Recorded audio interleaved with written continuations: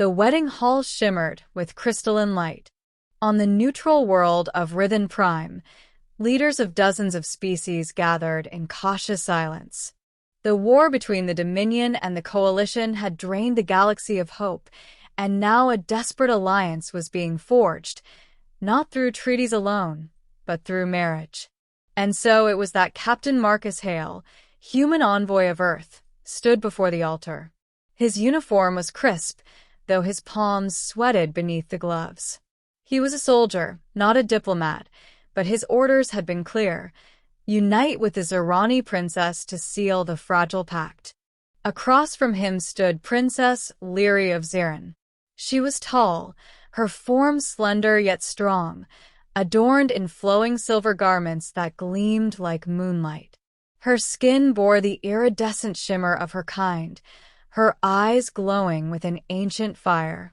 But it was her lips, darkened with a faint violet hue, that drew whispers through the hall. When the officiant's voice faded, Lirae turned to him, her words soft but sharp as crystal. "Do not kiss me, human." The hall stilled. Marcus blinked, caught off guard. I wasn't going to force anything, princess. But may I ask why?" Her gaze hardened. "Because my lips carry a curse older than life itself. Any who kiss me die." A ripple of unease passed through the assembly. Marcus's jaw tightened, but he forced calm. "A curse? Or a warning?" "Both," she whispered. Later, when the ceremony ended without a kiss, Marcus found himself walking beside her in the gardens outside the hall. Bioluminescent flowers glowed faintly, casting shifting light on her face. "You've made an impression," he said dryly. Her laugh was bitter. "Your people believe in fairy tales? Then let them believe this one." "I don't," Marcus said. "I believe in causes, choices, consequences. Not curses." She stopped walking, her eyes flashing. "You think me a liar?" "I think you're afraid." The words cut through the night air. She flinched, wings folding close. "Afraid?" "Yes," Marcus said gently. "You stood before a hall of leaders and told them you were untouchable. That's not arrogance. That's fear." Her silence was telling. Days turned into weeks. Their marriage was in name only, but duty forced them together. They traveled from colony to colony, symbols of the new alliance. To Marcus's surprise, Lirae was not cold-hearted. She laughed with children, listened to farmers' grievances, and argued fiercely in council chambers. But when they were alone, a wall always remained. One evening, as their ship drifted through starlit void, Marcus found her in the observation deck. She stood by the glass, her reflection fractured across the stars. "You ever going to tell me the truth?" he asked quietly. Her shoulders stiffened. "The truth is dangerous. Try me." She turned, her voice trembling now. "Long ago, before your species walked the stars, my people made a pact with beings beyond death. To survive the Void Wars, the Zerani bargained their firstborn daughters. A mark was laid upon us. Any who share our lips are poisoned by it. My mother watched her mate die by her kiss. I will not do the same." Her hand shook, though her face was steel. Marcus exhaled slowly. "So, it's not just superstition. You've seen it." She nodded once, tears threatening.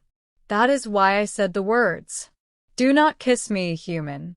From then, Marcus carried her truth like a weight. Yet, he did not treat her as cursed.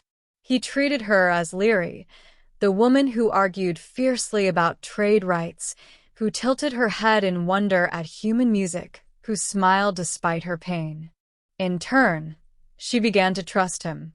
Slowly, the walls cracked.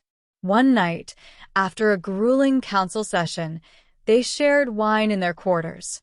Lirae laughed, a rare and genuine sound. "You humans are reckless," she said. Marcus grinned. "Takes one to know one." Her laughter faded into a soft, aching silence. Her gaze lingered on him, filled with longing she would not voice.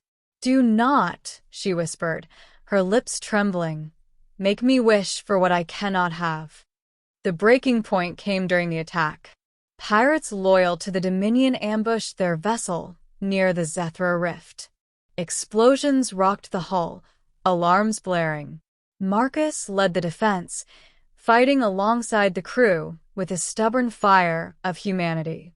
But when a breach tore open the side corridor, Lirae was thrown into the void. Marcus dove after her, seizing her wrist just before the emergency shield sealed the breach. Gasping, they collapsed together, alive by inches. Her body trembled in his arms, her breath ragged. For the first time, her walls shattered completely. "Why?" she sobbed. "Why would you risk everything for me?" He met her eyes, fierce and steady. "Because I swore vows. Not just for politics. For you." Her lips parted, her face inches from his.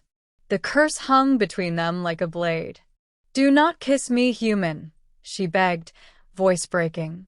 "Please, I cannot bear to kill you too." Marcus's hand cupped her cheek. "Then let it kill me, because life without you isn't worth much anyway." And before she could stop him, he kissed her. For a heartbeat, the universe froze. Her lips were fire, her body rigid with terror. She waited for the poison, for his life to drain as her mother's mate had. But nothing happened. Marcus drew back, breathless, very much alive. Her eyes widened in disbelief. "Impossible." He smiled faintly. Or maybe curses lose their power when met with something stronger. "What could be stronger?" she whispered. "Love," he said simply.